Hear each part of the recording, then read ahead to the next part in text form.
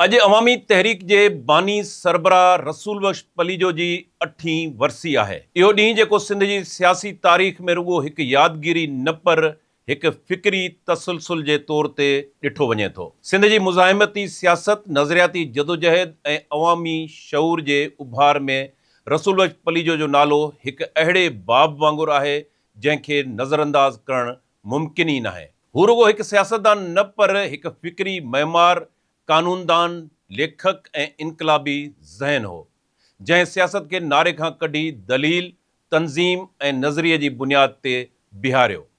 अॼु संदसि वरसी जे मौक़े ते जॾहिं सिंध में मुख़्तलिफ़ हंधनि ते संदसि फ़िकिर ऐं जदोजहद खे यादि कयो पियो वञे त असल में हीउ ॾींहुं सिंध जे उन सियासी रवायत खे बि यादि करण जो ॾींहुं आहे जेका मुज़ाहिमत, क़ुर्बानी ऐं अवामी हक़नि सां जुड़ियल रही आहे। रसूल बख्श पलीजो जे फ़िकिर खे सम्झणु असल में सिंध जी जदीद सियासी तारीख़ खे सम्झण जे बराबरि आहे, जिते सियासत सिर्फ़ इक़्तिदार न पर हिकु तहरीक, हिकु शऊर ऐं हिकु मुसलसल जदोजहद जो नालो आहे।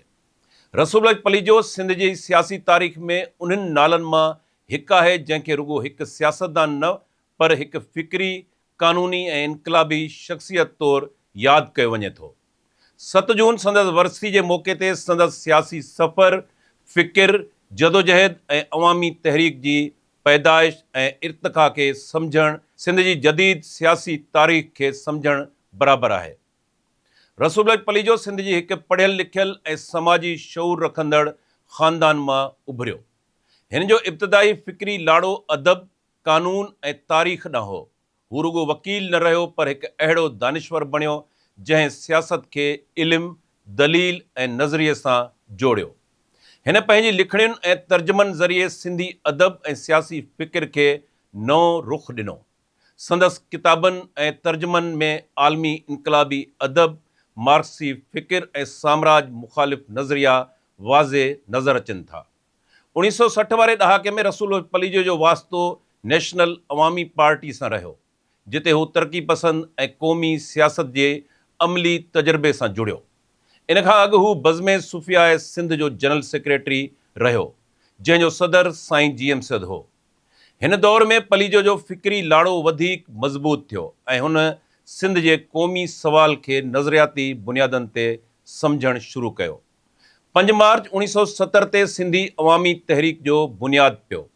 हिन तंज़ीम जे शुरूआती क़यादत में रसूल बख्श पलीजो, मीर अली बख्श टालपुर, फाज़िल राहू, कासिम पत्थर, शेर खान लुंड ऐं हफ़ीज़ कुरैशी शामिल हुआ, जॾहिं त रसूल बख्श पलीजो उनजो मरकज़ी नज़रियाती दिमाग़ बणियो। जनरल ज़ियाउल हक़ जे आमिरियत दौरान अवामी तहरीक सिंध में मुज़ाहिमती सियासत जी अलामत बणिजी वई। 1979 ईस्वी जी हारी कॉन्फ्रेंस खां वठी 1983 ईस्वी जी MRD तहरीक ताईं रसूल बख्श पलीजो जी क़यादत में तहरीक मुसलसल मुज़ाहिमत कंदी रही। उन जदोजहद में रसूल बख्श पलीजे खे डिघी क़ैद जी सज़ा मिली। फाज़िल राहू समेत केतिरा ई अॻवान जेलुनि में रहिया। अवामी तहरीक जे केतिरनि अॻवाननि ऐं कारकुननि खे सरेआम कोड़ा हयां विया। हीउ दौरु सिंध जी सियासी तारीख़ जो उहो बाब आहे जिते सियासत सिर्फ़ तक़रीर न पर क़ुर्बानी बणिजी वई। रसूल बख्श पलीजो रुॻो सियासी अॻवान न पर हिकु वॾो लेखक ऐं मुतरजम बि हो। हुन केतिरा ई अहम किताब लिखिया ऐं आलमी इनकलाबी अदब खे सिंधी में तर्जुमो कयो। संदसि लिखणियुनि में साम्राज मुख़ालिफ़ सोच, तबक़ाती जदोजहद, क़ौमी सवाल ऐं अवामी शऊर जो उभार वाज़े नज़र अचे थो। अवामी तहरीक सिर्फ़ सियासी पार्टी न रही पर हिकु मुनज़्ज़म समाजी तहरीक बणिजी वई, जंहिंजा ज़ेली फ्रंट हुआ सिंधी हारी तहरीक, सिंधी शागिर्द तहरीक, सिंधियाणी तहरीक, सिंधी मज़दूर तहरीक, सुजाग ॿार तहरीक। हीउ मॉडल सिंध जी सियासत में हिकु नओं तजुर्बो हो जंहिं अवाम खे सिधी रीत सियासी अमल सां जोड़ियो। रसूल बख्श पलीजो जी सियासी वरसे खे सिर्फ़ चूंड कामयाबियुनि सां नथो मापे सघिजे। संदसि असल कामयाबी सिंध में मुज़ाहिमती सियासत जी रवायत, क़ौमी शऊर जे वाद ऐं अवामी तंज़ीम साज़ी में आहे।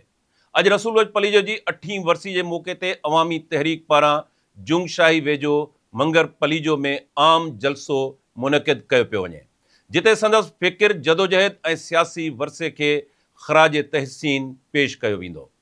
रसूल बख्श पलीजो सिंध जी तारीख़ में उन शख़्सियत जो नालो आहे जंहिं सियासत खे सिर्फ़ इक़्तिदार न पर फ़िक्र, क़ुर्बानी ऐं मुज़ाहिमत जो रस्तो बणायो। संदसि ज़िंदगी इहो सबक़ु ॾिए थी त सियासी जदोजहद सिर्फ़ नारा न पर तंज़ीम, शऊर ऐं मुसलसल क़ुर्बानी जो नालो आहे। पलीजो जो फ़िक्र अॼु बि सिंध जी सियासी तारीख़ में ज़िंदा आहे ऐं संदसि तहरीक अवामी सियासत जे हिकु अहम बाब तौरु मौजूदु आहे।